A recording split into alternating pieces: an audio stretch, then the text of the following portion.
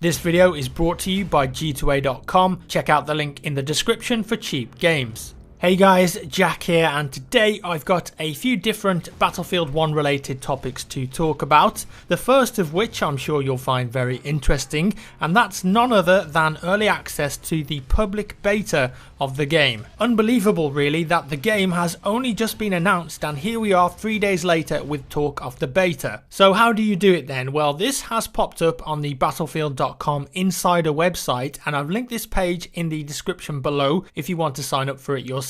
It says enlist today to become a Battlefield insider by subscribing to EA's newsletter, get early access to the Battlefield 1 public beta, in-game rewards, exclusive content, and a sneak peek at news about Battlefield, blah blah blah. So you tick the box, sign in and join, easy peasy. Not much more information on it than that, but one can assume that with the game being released on October 21st, the public open beta will probably kick off around the start of September, perhaps even earlier in August. I'd also guess that, as is with all of the massive multiplayer games of recent times, there will be a closed beta before this that will have limited access. DICE did a very similar thing with Battlefront, which they also actually ran a closed alpha for, but that was under NDA, although naturally some people did upload footage of it and share details. That of course is very hard to control, especially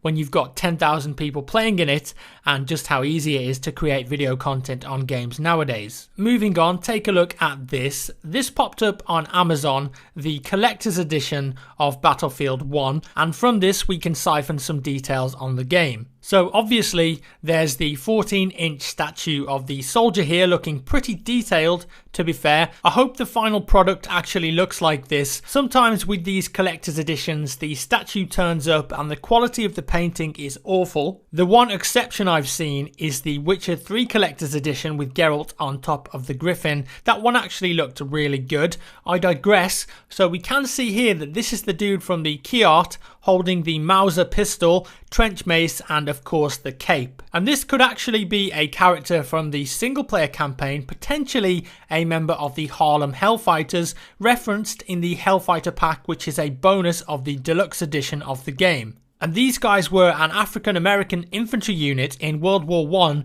who spent more time in combat than any other American unit. I'll probably be doing a history video on them and more aspects of the game too, as I find that stuff very interesting, and you guys have let me know in the comments that you do too, maybe focusing on special units that fought in World War I. And then we've got the cloth propaganda poster here.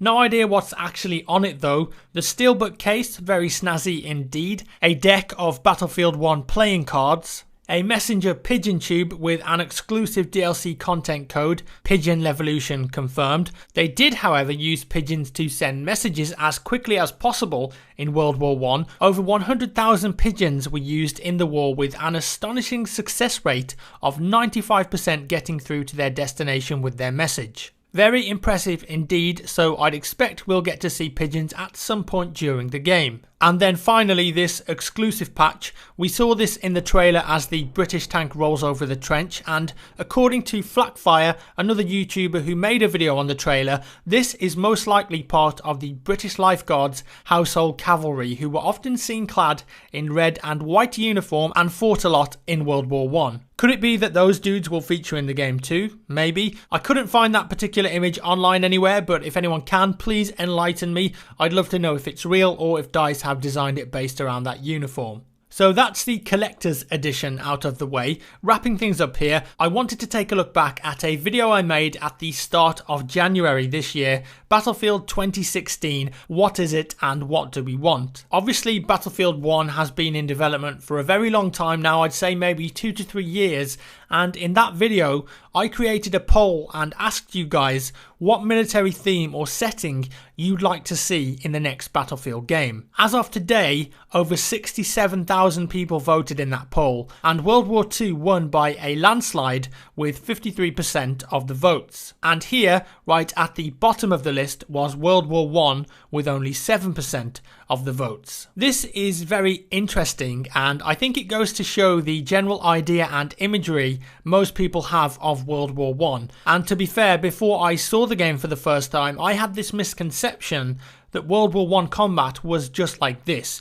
trenches, gas, and running over the top to gain a small amount of ground. Call it ignorance on my part or not paying enough attention in school, but I think a lot of people see it that way. Doesn't sound like a very fun video game, does it? But now people have seen this game DICE are creating, with its colourful explosions, uniforms, biplanes, airships, brutal melee combat and tanks, and I think most of us have actually changed their minds. I certainly did after I saw it and played it for the first time, and after that I actually went online and started reading up on the history of the Great War, the weapons, vehicles and equipment they had, the battles that were fought, and there are certainly some great stories to be told there. So there we have it, guys. I hope you enjoyed this video. Would love to know your thoughts on the setting now in the description below. Let me know how you feel. As always, thank you for watching. Give me a thumbs up if you enjoyed the video, a thumbs down if you didn't, and I'll see you in the next one.